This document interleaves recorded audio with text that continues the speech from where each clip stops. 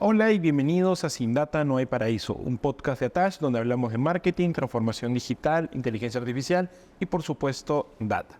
El día de hoy tenemos a Andrés Luna. Andrés Luna es Digital Marketing Leader en Bancom. Bienvenido y muchas gracias por estar en nuestro podcast. Muchísimas gracias por la invitación, Carlos.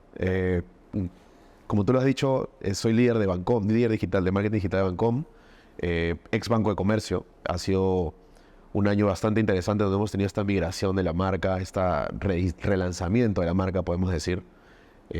Hemos dejado de enfocarnos mucho en ese segmento antiguo del PNP y las Fuerzas Armadas para ya comenzar a pensar un poco más en banca persona y en banca empresa, que ese es el gran reto al cual nos lleva el mercado, ¿no? Muchísimas gracias por la invitación, de verdad es un placer estar acá. No, muchas gracias a ti. Hablemos un poco de este cambio, porque claro, estamos hablando no solo de un cambio de marca o un refresco de marca, sino también un cambio de estrategia, lo que implica llegar a otros segmentos. Entonces, y en un mercado como el peruano, donde existen 4 líderes muy marcados a nivel de banca y después tienes cajas rurales, cajas municipales y tienes el resto de bancos, ¿dónde se quiere ubicar ahorita Bancom? Mira, como tú lo has dicho, es un mercado bastante complejo, el de la banca peruana.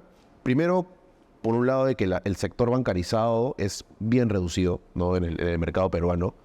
Y ese sector bancarizado está súper concentrado, ¿no? en 4 grandes, digamos, bancos. Lo cual a la vez, si bien puede resultar como un reto, también termina convirtiéndose en una oportunidad, porque al ser muy, digamos, concentrado, sobre todo en lo que es empresa grande, ¿no? Banca empresa grande está bastante concentrado en esos 4 bancos, como mencionas. Existe una posibilidad de atender a las medianas y pequeñas empresas y a la banca persona, que de hecho eso es ahora lo que Bancom está comenzando a migrar, ¿no? Está soltando un poco el lado digamos, de ser un fondo, como era básicamente antes, ¿no? Enfocado bastante en lo que era la PNP y las Fuerzas Armadas. Y ahora está apostando muchísimo más en banca persona, está apostando bastante en banca empresa, en mediana y MIPE. Y creo que eso es una posibilidad bastante interesante, también retadora. ¿Por qué? Porque eso implica que tengas que reformular tus procesos, rediseñar tus servicios y a la vez todo lo que acompaña esta reformulación, ¿no? O sea, actualmente el que menos espera es poder autogestionarse dentro de su aplicación móvil, del home banking. Y eso me parece que es un punto clave dentro de la evolución de la banca. No solamente de nuestro banco, sino en general de toda la banca como industria, ¿no? La autogestión creo que es una parte clave de este proceso.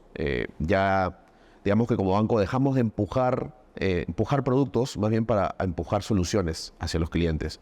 Y sobre el papel es fácil decirlo, ¿no? Pero es un reto grande que conlleva eso. Claro, justo quería profundizar un poco en eso porque, entiendo que en el momento que tú dices vamos a cambiar un poco la estrategia y el segmento, los sistemas como funcionaban tienen que cambiar, esos sistemas tienen que integrarse con el área de marketing en la que tú lideras, desde el lead, cómo termina, digamos, en los sistemas de la banca. ¿Cómo ha sido este reto? ¿Cómo lo abordaron? ¿Qué han estado haciendo durante este 2023 para poder afrontarlo? Mira, de hecho eso ha sido súper interesante. O sea, con decirte de que antes que se forme el equipo de digital, o sea, ni siquiera podías dejar tus leads a través de la página web. Okay. Entonces ha sido como que una evolución, no quiero decir 360, pero ha habido digamos que se ha avanzado un largo camino desde aquel 2022, no podemos decir. Ahora hemos relanzado la web, hemos por ahí, digamos que retrabajado un poco la aplicación. Todavía no está en el punto donde queremos que esté, pero está en camino a. Y hemos dado claramente, o sea, pasos grandes para poder integrar este punto donde la información viaje rápidamente hacia los equipos comerciales, ¿no?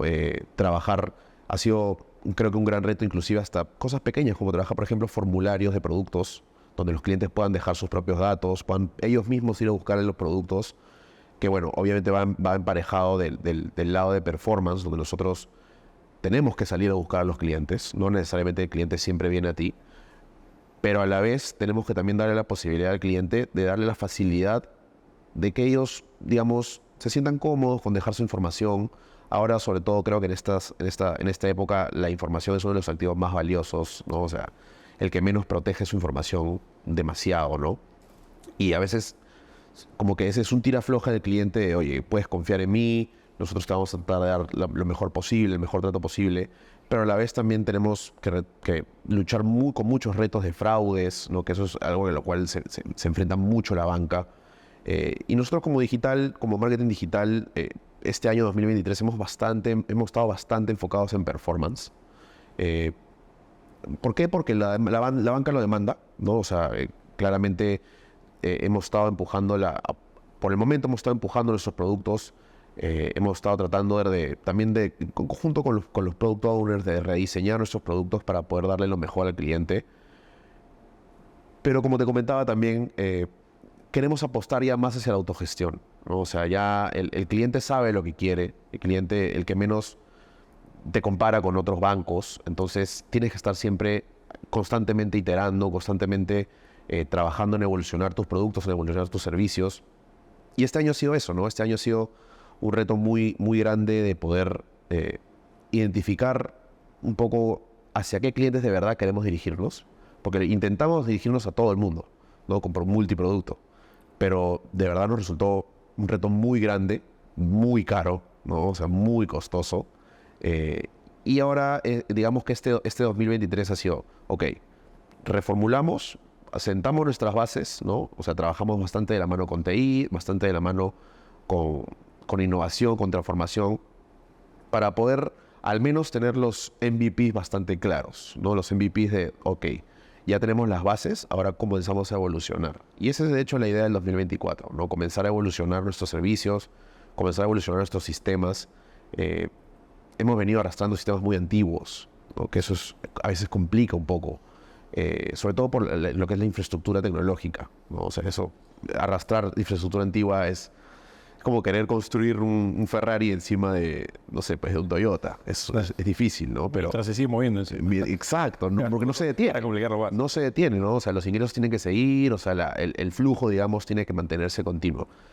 Y eso es lo que hemos tratado de hacer este 2023. Nos hemos enfocado bastante en performance, en digamos que hacer que la rueda siga andando mientras hacemos esta transformación, como tú dices, ¿no? Perfecto. A nivel de creación de productos, entiendo de que como área de marketing estás involucrado en alguna parte, pero ¿cómo es este proceso de, claro, normalmente en banca está lo que son los préstamos personales, está lo que es depósito a plazo fijo como principales productos? ¿Y cómo ustedes han adaptado estos productos ya a este target al que dicen, bueno, yo quiero atacar este segmento porque cuando traté de llegar a todos, pues tengo otros bancos que ya lo hacen, ¿por qué me preferirían a mí? ¿Cómo ha sido este proceso de crear estos nuevos productos? Sí, mira, o sea, creo que parte vital de este proceso ha sido identificar de verdad nuestros segmentos y todavía de hecho seguimos en ese trabajo, ¿no? De identificar nuestros nichos, nuestros segmentos.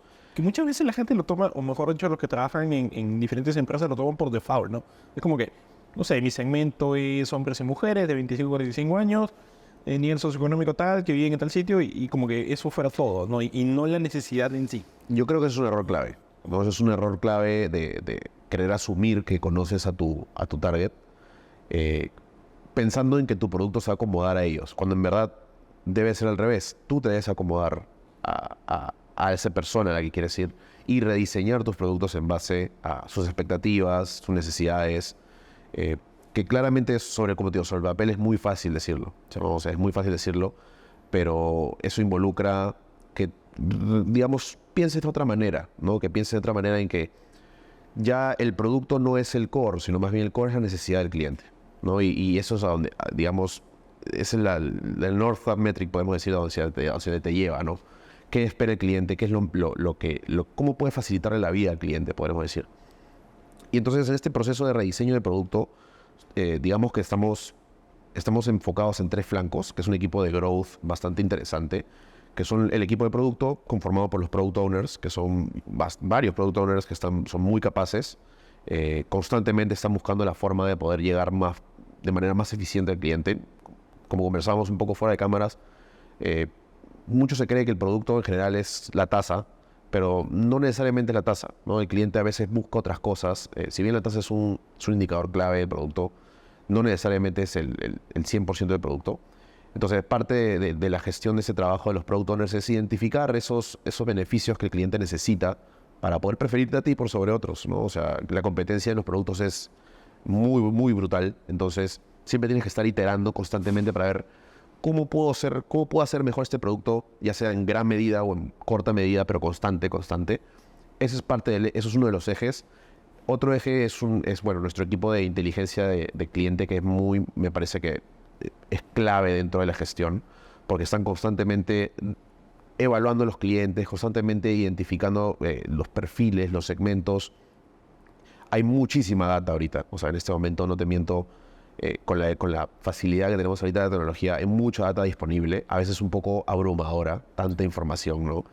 Pero la idea es cómo consumimos esa información de la manera más eficiente y que no, digamos, no nos sature, ¿no? Entonces ese es como que el rol un poco de lo que hace inteligencia de cliente. Poder identificar comportamientos, o sea, darles digamos, el input al área de producto para que el producto pueda trabajar sobre eso, ¿no? Y nosotros como marketing digital, bueno, digamos que mi equipo se compone en dos ramas, que es marca y copywriting y marca digital, marketing digital, perdón. Nosotros ahorita, como te comentaba, en el 2023 estamos bastante enfocados a performance, pero ya en el 2024 hay otro reto, que es, ok, hemos identificado cuáles son nuestros ejes de performance, cómo vamos a trabajar esto. Ahora, ¿cómo lo convertimos en mayor rentabilidad de cada cliente? ¿No? Eso es uno de los retos más grandes. ¿Cómo identificamos la mejor manera de comunicarnos al cliente? ¿Dónde nos comunicamos al cliente? Creo que eso es clave también. ¿En qué momento? ¿No? ¿Cómo llegamos al cliente? Sobre todo ahora, en una época donde hay demasiadas entradas de información, ¿no? O sea, a veces llega un punto donde en verdad creo que la desconexión digital se hace cada vez más necesaria. Entonces, tenemos que estar en el lugar preciso, en el momento correcto, ¿no? Y creo que eso para mí es uno de los retos más difíciles ahorita de marketing digital este año, porque la competencia es brutal. Y no solamente de banca, o sea, todo el mundo quiere estar, ya sea en tu Facebook, en tu Instagram, en tu TikTok, ¿no? Y es una competencia muy dura. ¿Qué te digo? Recibes 100 mails al día. Entonces, ¿cómo haces que te lean a ti? ¿No? Son preguntas que nos hacemos a diario y que creo que eso se apalanca bastante también con necesidades y con segmento, ¿no? O sea, una vez que puedas identificar bien la necesidad, bien tu segmento, vas a poder saber cómo comunicarles. Y eso creo que es uno de los retos más difíciles de ahora, ¿no? ¿Cómo comunicas de una manera en que no sea solamente push de venta? Que eso es como que ahí, digamos, es el punto mágico, ¿no? Donde Claro. cómo no satura al cliente, cómo le genero interés al cliente para que pueda eventualmente recibir mi comunicación y que a la vez se interese en nuestros productos, ¿no? O sea, eso me parece que es un punto muy difícil. Y aparte en performance, mal que bien, tienes a Google, tienes a Facebook, con todo el Instagram, Facebook y lo que tiene el ecosistema, y por ahí para de contar. TikTok puede ser un experimento controlado, por ahí Criteo, pero no hay mucho más. Eso hace que, claro, que el mensaje tiene que ser muy preciso para ese segmento, para que le interese y a partir de eso generar una relación. ¿Qué tan difícil les ha sido, y lo habíamos hablado de fuera de cámaras, el tema del lead, de generar estos prospectos para que el equipo comercial lo pueda trabajar, considerando que en estos momentos el conocimiento de la marca de Bancom no es muy alta, porque encima la conocen como banca de comercio los que la conocen? Correcto. Entonces, ¿qué tan retador ha sido? ¿Han hecho experimentos de este tipo? ¿Están trabajando temas de testing? ¿Cómo han ido por ese camino? Mira, este año ha sido bastante interesante a ese nivel. ¿Por qué? Porque, como tú dices, no es fácil entrar en esa competencia, sobre todo en banca, que es, digamos, los clientes, digamos, que tienen una predisposición a tener como que su distancia con la banca, ¿no? O sea, es normal, es parte del negocio. Pero nosotros hemos estado experimentando muchísimo, bueno, en toda la suite de Google, en toda la suite de Meta. Eso ha sido como, digamos, podemos decir, nuestros barcos de batalla, ¿no? Hemos trabajado bastante con mailing. De hecho, el mailing, por más que suene anticuado, es bastante eficiente. Está muy subvaluado, ¿no? Está muy subvaluado. Y esto he hablado con muchas personas también, en el podcast, fuera del podcast, y llegamos a esa conclusión. A veces el mailing está muy subvaluado como un elemento de performance, ¿no? O sea, la capacidad de segmentación, lo que se puede llegar a hacer comunicando, el retorno de inversión, el costo de mail es muy bajo. Es muy bajo, sí. Entonces, sí, siendo que... Y no solamente el mailing, ¿no? Te vas a reír porque una de las herramientas que más nos ha funcionado han sido los SMS, aunque no lo creas. Los SMS han tenido un impacto muy grande en la conversión. o sea, por lo menos el top funnel, o sea, los SMS han sido muy eficientes. ¿Será porque es tal vez ese segmento específico, ¿no? O sea, quién sabe, definitivamente yo personalmente no le hago mucho caso a los SMS. ¿Por qué? Porque parte de mi naturaleza, digamos, de comportamiento digital. Pero hay mucha gente que sí todavía cree en los SMS. Y de hecho, como te digo, la respuesta, ¿qué te digo? Hemos tenido un índice de respuesta de más del 15% de los SMS. O sea, es bastante, ¿no? Es bastante. En mailing, o sea, digamos que se diluye un poco ese índice porque en mailing mandas más fuerte, ¿no? Mandas un poco más fuerte. Pero también tiene la ventaja del costo. El costo es muy reducido. El SMS te cuesta cada uno. Exacto. Lo mismo si lo hace por WhatsApp. Exacto. Claro, y ahora, por ejemplo, también estamos comenzando a apostar también más por WhatsApp. ¿Por qué? Porque ya nos hemos dado cuenta, y de hecho eso es algo que el mismo mercado también nos ha indicado, cada vez la gente contesta menos el teléfono. Sí. ¿No? O sea, ahora el que menos tiene su ID caller, o sea, y ves banco y de frente no, descartado, ¿no? Es como, ya es un comportamiento un poco que está metido en la mente de las personas y no puedes ir en contra de eso, no tienes que adaptarte. Entonces, cada vez estamos tratando de llamar menos, ¿no? Porque el que menos, o sea, el cliente, la forma más sencilla, creo que de convertir es tratar de hacer la vida más cómoda al cliente, ¿no? Mientras el cliente esté más cómodo, más en confianza contigo, es más probable que convierta. Entonces, claramente hay varias variables que no solamente es obviamente, o sea, la llamada o el mensaje, sino es obviamente el mismo producto, la situación inclusive económica del cliente es muy importante. O sea, no le vas a ofrecer, digamos, un préstamo al cliente cuando está ahorita hundido hasta el cuello, ¿no? O sea, claramente uno tiene que también identificar muy bien a sus clientes. Pero volviendo un poco, como te digo, o sea, identificamos que estos medios en verdad convierten, ¿no? Por ejemplo, como te comentaba, el SMS, por más sencillo que suene, ha tenido un índice de conversión muy grande este año. Y vamos a seguir apostando por ello. ¿Por qué? Porque es, como te digo, es lógico que apostemos por algo que ha venido convirtiendo, ¿no? Sí. Entonces, este año ha sido enfocado bastante en performance, en esta generación de leads. Creo que hemos abierto bastante el top del funnel. Si bien eso ha resultado un poco, digamos, un reto grande para el área comercial, ¿no? Poder nosotros, digamos que en términos un poco más con el que abrimos el caño de los leads, ¿no? Entonces, ahí, digamos que hemos generado bastante ese interés.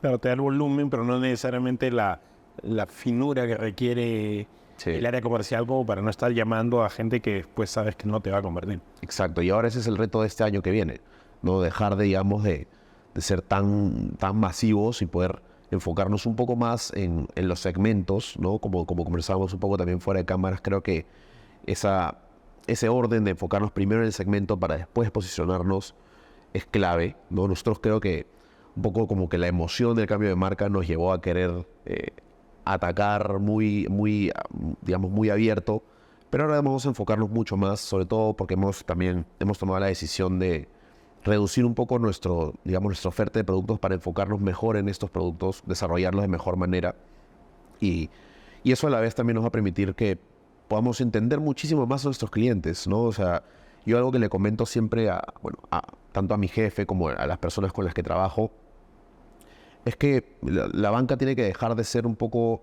centrada en el producto para comenzar a centrarse en el cliente, ¿no? Ser client-centric es necesario y de hecho... Que es bien cliché, ¿no? Todo el mundo te dice que es client-centric, pero cuando comienzas a ahondar te das cuenta de que no, en realidad es centrado en tu producto y tienes que adaptarte a ese cliente. Exacto. Y de hecho, o sea, como también te digo, es fácil sobre el papel, ¿no? Sobre el papel es sencillo, pero ¿cómo te vuelves client-centric? Sabiendo cómo consumir la información, ¿no? O sea, creo que la data es el activo más clave dentro No de levantarla, yo le sumaría, porque a veces hay mucha información, pero no es la necesaria. Y te das cuenta con nuestras áreas de inteligencia de negocio, con lo que trabaja marketing, con las investigaciones de mercado, de que, oye, tienes mucha data, pero no es la que necesitas para tomar decisiones. Exacto. Y a veces uno se emociona, ¿no? Oye, hay que concentrar toda la información que podamos. Ya, pero ¿cómo la consumimos? ¿No? ¿Cómo la convertimos en realidad? Más que consumimos es cómo la convertimos en activo. Porque si la data no la rentabilizas, termina siendo un pasivo y no te genera mucho, ¿no? Entonces, ¿cómo lo convertimos en activo? Y eso es creo que uno de los grandes retos de este próximo año. Creo que hay bastante ahí también para apostar, por ejemplo, con Machine Learning, ¿no? Y ahora se habla mucho de inteligencia artificial. ¿Cómo puede ser también una manera de relevar este consumo de información? Creo que también es muy interesante poder explorar sobre eso, ¿no? Y yo te lo digo así desde el lado de marketing digital. Queremos también comenzar a explorar con estas nuevas herramientas que, si bien digamos, pueden resultar un poco confusas, ¿no? Cuando quieres, por ejemplo, plantear una inversión, ¿no? Al directorio y quiero invertir en inteligencia artificial ya, pero ¿cómo rentabilizo? ¿No? Esas son esas preguntas que a veces uno se hace. Pero también creo que es un momento de comenzar a explorar, ¿no? Explorar estas nuevas tecnologías. O sea, creo que lo peor que podríamos hacer sería no explorar, ¿no? Y quedarnos sentados en nuestro trono Claro, esperando que... y esperando que llegue todo, ¿no? Entonces eso creo que es uno de los grandes retos que queremos afrontar este 2024. Nuevas tecnologías, nuevas maneras de hacer las cosas, nuevos procesos. Y retomo un poco ahí lo que te comentaba de client-centric, que mucho se habla.